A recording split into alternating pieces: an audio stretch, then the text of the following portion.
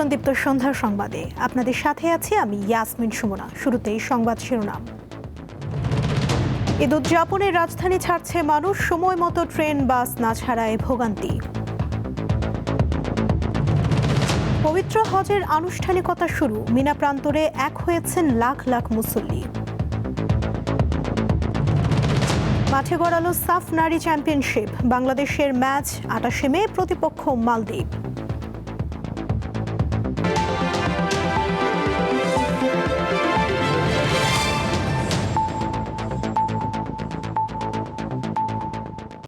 শুনছিলেন শিরোনাম, এবারে বিস্তারিত।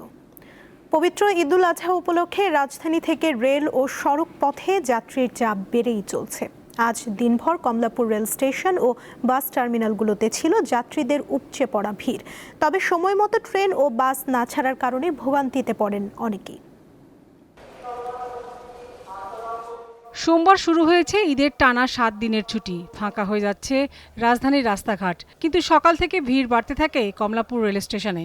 আপনজনদের সাথে ঈদের খুশি ভাগ করার পাশাপাশি নির্ভার সময় কাটাতে নগরবাসী যাচ্ছেন সে করে। সকালে দুটি ট্রেন কিছুটা দেরিতে ছেড়েছে, পরে রংপুর এক্সপ্রেস প্রায় 1.5 ঘন্টা পর কমলাপুর ছাড়ে। ফলে ভোগান্তিতে পড়েন যাত্রীরা। কিন্তু ঈদের খুশির কাছে যেন তাদের এই কষ্ট কিছুই না। দাদি আছে, গরমে ভাল লাগে না। ওইখানের মজাটা হচ্ছে ওইখানে সবার সঙ্গে খেলতে পারি, ঢাকায় তো খেলতে পারি না। তেমন রেলপথ তুলনামূলক নিরাপদ হওয়ায় ট্রেন যাত্রায় মানুষের আগ্রহ বেশি। সেই দিক বিবেচনা করে টিকিট, বগির পরিচ্ছন্নতা এবং সময়মতো যাত্রার বিষয়ে নজরদারি প্রয়োজন বলে মনে করেন যাত্রীরা। আমি যখন রেগুলারলি ট্রেনে যাই, ট্রেনের একটা সিটও ফাঁকা থাকে না, বরঞ্চ আমরা যেই বগিগুলার কানেকশনগুলো দেখি ওখানে অসংখ্য লোক দাঁড়ায় থাকে। তাহলে একটা ট্রেন এত লস করে কিভাবে প্রতি বছর? এই জিনিসগুলোকে আসলে আইডেন্টিফাই করতে হবে। আমাদের মনে হয় যে সদিচ্ছা হয়তো বা আছে, কিন্তু আমাদের ব্যুরোক্রেসির কারণে বা অন্য কোনো আনসিন প্রবলেমের কারণে আমরা রেজুলেশন আসতে পারতেছি না। রেলওয়ে কর্তৃপক্ষ জানায় এবার ঈদে নারীদের জন্য বিশেষ বগি চালু রয়েছে। আর ছাদে যাতে কেউ উঠতে না পারে সে ব্যাপারে সংশ্লিষ্টরা সতর্ক রয়েছে।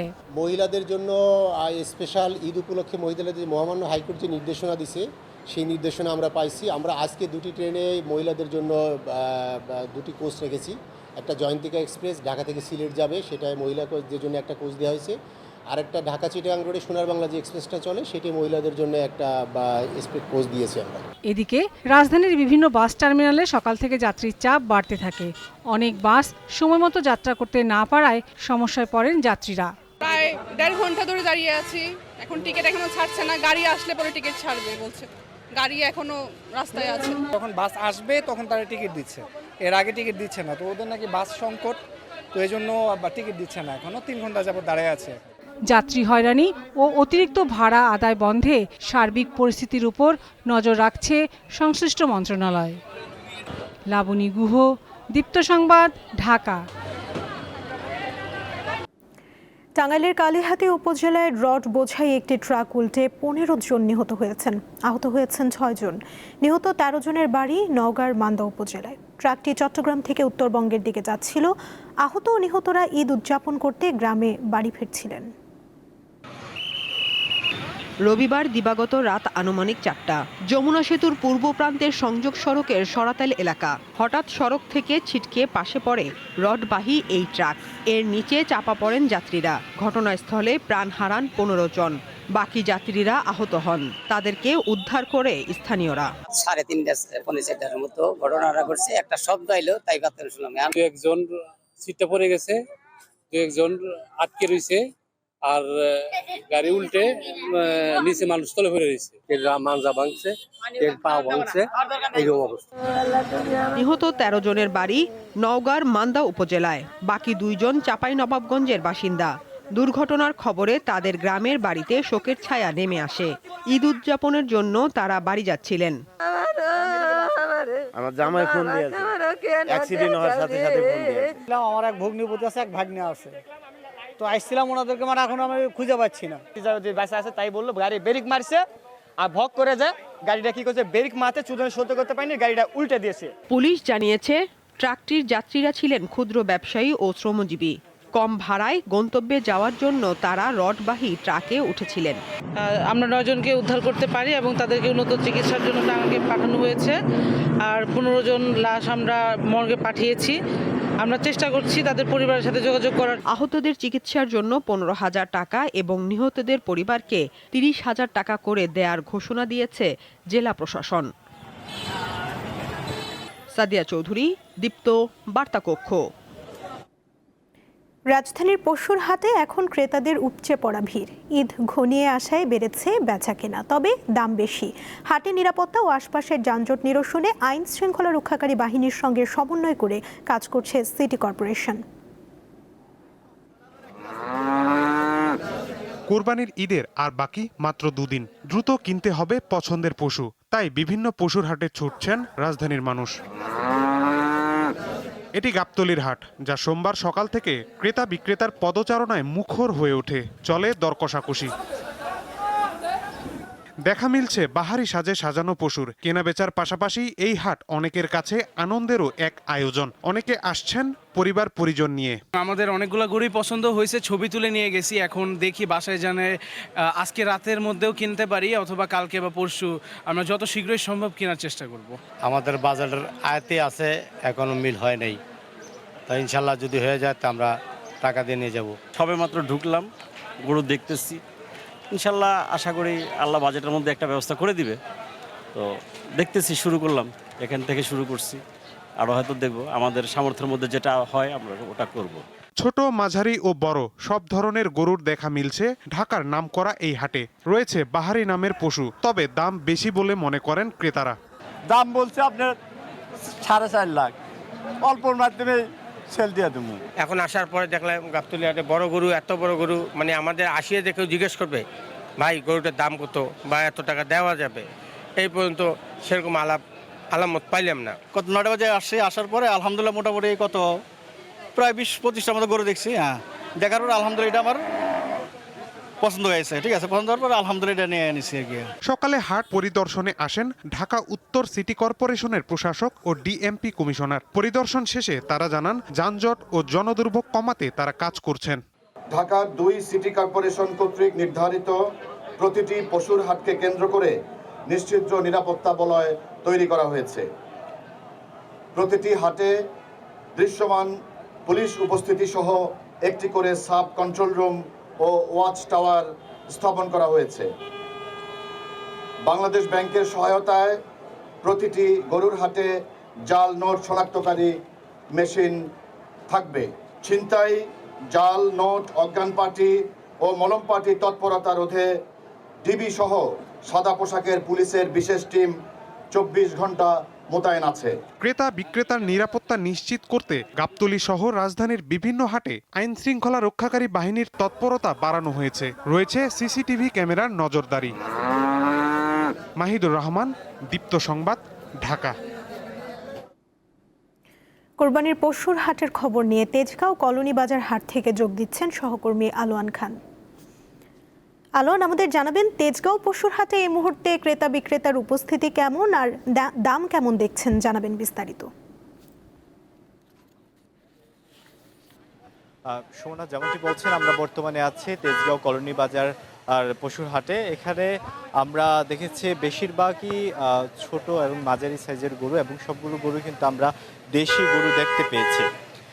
আমরা এখন পর্যন্ত এই জায়গার যে যদি কথা বলি, লোকজন এসে ভিড় করছে, পশু দেখছে এবং দর কষাকষি করছে, কিন্তু পশু ক্রেতারা বলছে যে পশু কম কিনতে পারছে না, কারণ বিক্রেতারা দাম কমাচ্ছে না অথবা ছাড়ছে না, যার কারণে এখানে বিক্রির তুলনামূলক কম। তবে ক্রেতাদের সমাগম কিন্তু আমরা দেখতে পেয়েছি, প্রচুর পরিমাণ ক্রেতা এবং পশুর সংখ্যাও কিন্তু প্রচুর দেখতে পেয়েছি। এই একটি হাট, আমরা হাটে দেশি জাতীয় গরুর সংখ্যা দেখতে পেয়েছি। প্রচুর পরিমাণে, যার ধরা যেতে পারে 1 থেকে 3 লাখের ভিতরে গরুর সংখ্যাই খুব বেশি দেখতে পেয়েছে। আর আমরা বিক্রেতারা বড় গরুর ক্ষেত্রে যদি বলি, তাহলে বড় গরুর ক্ষেত্রে বিক্রেতারা বলছেন যে বড় গরুর দর কষাকষিগুলো খুবই কম হচ্ছে, ছোট গরুর প্রতি ক্রেতারা ঝুঁকছে এবং এই গরুগুলোই যা বিক্রি হচ্ছে ছোটগুলোই গরু বিক্রি হচ্ছে। বড় গরুর দিকে ক্রেতাদের নজর এই হাটে আমরা এখন পর্যন্ত কম দেখেছি।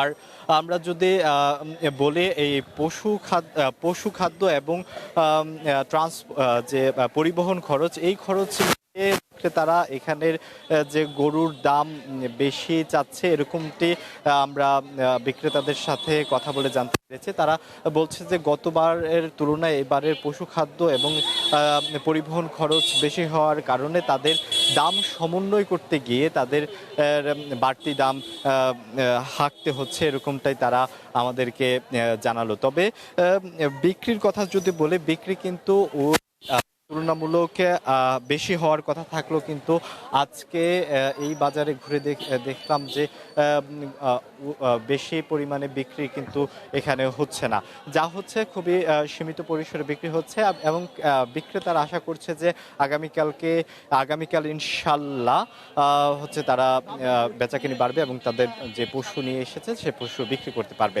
সুমনা। আলোয়ান, ধন্যবাদ আপনাকে। চট্টগ্রামের জঙ্গল সলিমপুরে দুর্বৃত্তরা সশস্ত্র হামলা চালিয়ে র্যাব ও পুলিশের ক্যাম্প গুঁড়িয়ে দিয়েছে। কয়েক জায়গায় রাস্তাও কেটে ফেলেছে তারা। গত রাত 1টার দিকে হামলার পর থেকে সাঁড়াশি অভিযান চালিয়ে সন্দেহভাজন বেশ কয়েকজনকে আটক করা হয়েছে।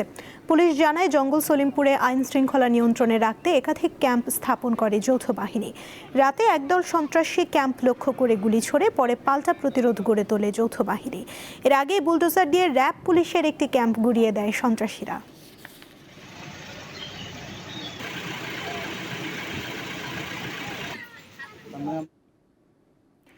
পবিত্র হজের আনুষ্ঠানিকতা শুরু হয়েছে। এখন মিনায় অবস্থান করছে মুসল্লিরা।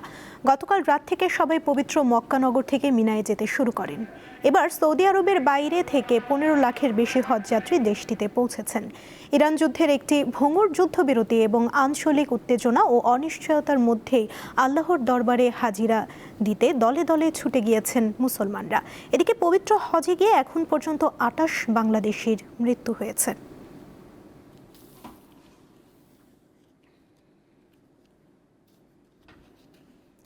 এবারে গ্লো অ্যান্ড লাভলি সাফ উইমেন্স চ্যাম্পিয়নশিপ 2026।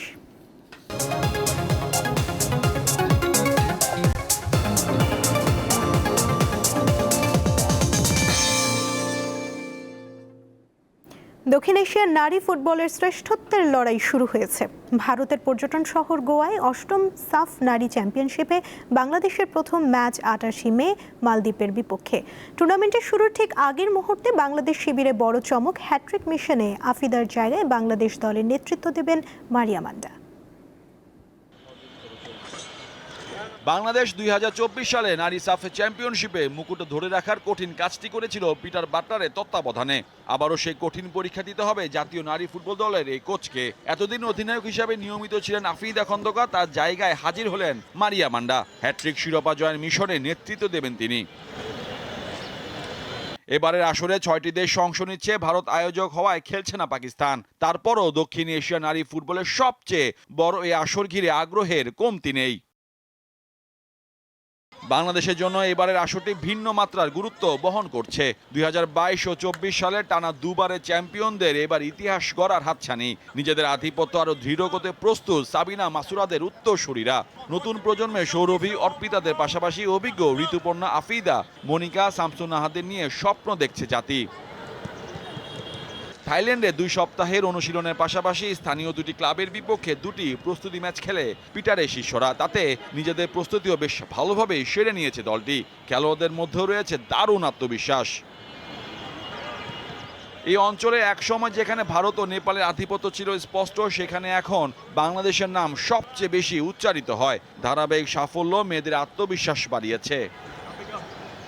বাংলাদেশের প্রথম ম্যাচ 28 মে মালদ্বীপের বিপক্ষে। গ্রুপের শেষ ম্যাচ 31 মে স্বাগতিক ভারতের সঙ্গে।